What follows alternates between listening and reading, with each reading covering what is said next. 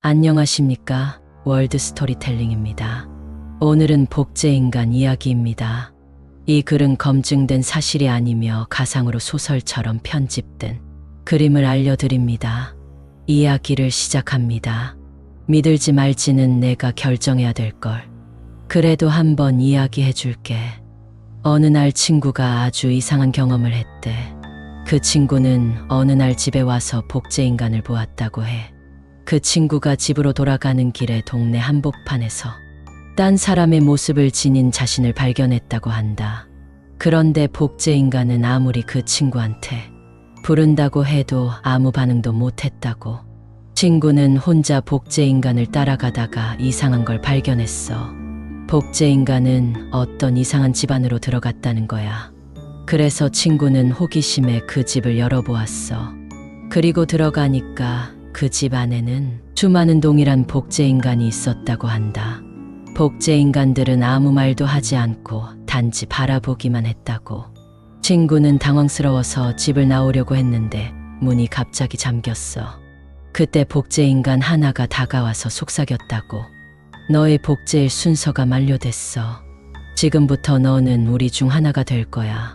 친구는 절망감에 휩싸였어.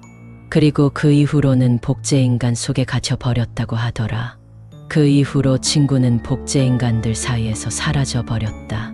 더 이상 그 친구를 본 사람은 없었고, 동네 주민들은 그 이야기를 듣고는 멀리 피해 다녔다. 복제인간들은 계속해서 동일한 상태로 존재하며 주변을 헤매이는 사람들을 기다리고 있다. 어느 날 이 이야기를 들은 다른 사람 중 한 명이 복제인간을 마주하고 그 집으로 따라가는 모습이 포착되었다. 이제 그 사람은 친구와 같은 운명을 맞이할 것인가? 아니면 무언가 다른 결과를 맞이할 것인가? 아무도 알 수 없는 끝이다. 그래서 너도 조심해야 할 거야. 어쩌면 내 주변에도 이미 복제인간이 숨어 있을지도 모르니까. 내 이야기를 들은 나는 몸이 떨리던데. 친구와 동일한 운명을 맞이할 것인가, 무언가 다른 결과를 맞이할 것인가는 미지수일 뿐이었다.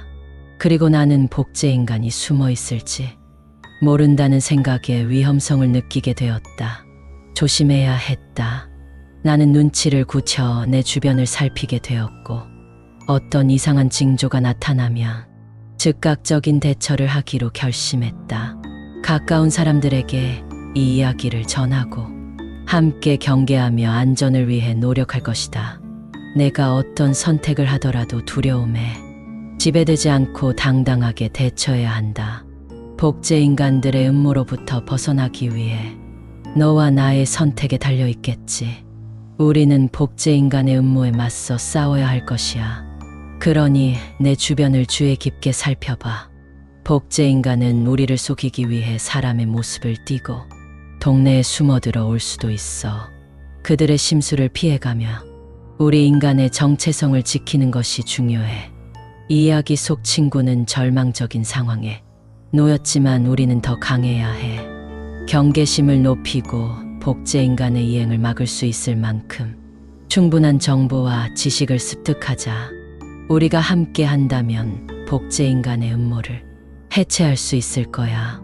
사람들은 이야기를 듣고 이제야 복제인간의 위험성을 깨달았다. 동네 주민들은 서로 도움을 주고받으며 복제인간으로부터 자신들을 보호하기 시작했다. 어느 날 한 명의 용감한 주민이 복제인간의 소굴을 발견한 것이다. 그는 다른 이들과 함께 그곳을 정화하는 데 성공했고 복제인간들은 모두 제거되었다. 이후로는 동네에 안전과 평화가 찾아왔다. 그러나 여전히 주민들은 경계심을 높이고 모든 이상한 사건을 주의 깊게 살피고 있다. 복제인간의 위협은 완전히 사라지지 않았으니까. 그래도 우리는 주변을 보호하고 용감하게 이러한 위험에 맞서 싸워 결과적으로 그 이후로는 동네 주민들은 안전을 위해 지속적인 경계 태세를 유지하며 복제인간들이 나타나지 않는 것을 확인했다. 그렇지만 그 무서운 경험이 주민들에게 오랜 시간 동안 유령처럼 간직되었고 사람들은 여전히 불안한 마음으로 살고 있다. 어떤 이들은 그 이야기를 전해 들으며 동네를 피하려고 하고, 또 어떤 이들은 복제인간의 존재를 거부하면서도 주변을 조심하며 살아간다. 그리고는 거리마다 CCTV를 설치하고 동네 주민들끼리 주고받는 메시지를 통해 복제인간을 명목으로 몰래 접근하는 것을 적극적으로 막아나갔다. 그 이후로 아무도 복제인간을 보지 못한 것은 물론, 어느 날 주민들이 복제인간들의 위협에서 벗어났다는 소식은 전 마을에 퍼졌다. 더 이상 동네에는 복제인간의 존재가 없었고 사람들은 안도감을 느꼈다. 그리고 이제야 주민들은 다시 평온한 일상을 즐길 수 있게 되었다. 하지만 이 공포의 기억은 여전히 사람들의 마음속에 남아 있었고 언제라도 되찾아올 수 있을 것 같았다. 주민들은 경계심을 놓지 않으며 조심스럽게 살아갔다. 그리고 이 사건은 동네 주민들에게 큰 교훈을 주었다. 이제부터는 모든 이상한 현상에 대해 경계하는 것은 당연한 일이 되었다. 사람들은 점차 더 편안해지며 그 어려운 시기를 극복해 나갔다.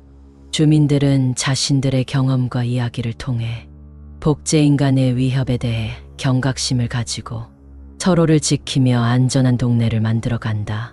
복제인간의 음모는 이제 과거의 이야기가 되었다. 하지만 그럼에도 불구하고 동네 주민들은 언제나 경계심을 가지고 지켜야 한다는 것을 명심하고 있다. 그리고 각자의 안전을 위해 모두가 서로 도움을 주고받아야 한다는 것을 인지하였다. 동네는 다시 평화롭고 안전한 곳이 되었다. 하지만 언제 어느 곳에서 복제인간들이 나타나 진짜 인간들을 위협할지는 아무도 모른다. 지금도 어느 사막에서 세계적으로 유명한 복제과학자들을 데려다 놓고 천문학적인 자금을 대고 호화 생활을 보장하면서 오직 복제인간을 대량으로 만들어서 특정한 목적을 달성하기 위하여 대단히 병사를 만들고 무기를 주어 지구 곳곳을 전쟁으로 위협할 수도 있다는 확인되지 않은 이야기들이 은연중에 국제첩보 기관에 포착되고 있다는 이야기도 있다.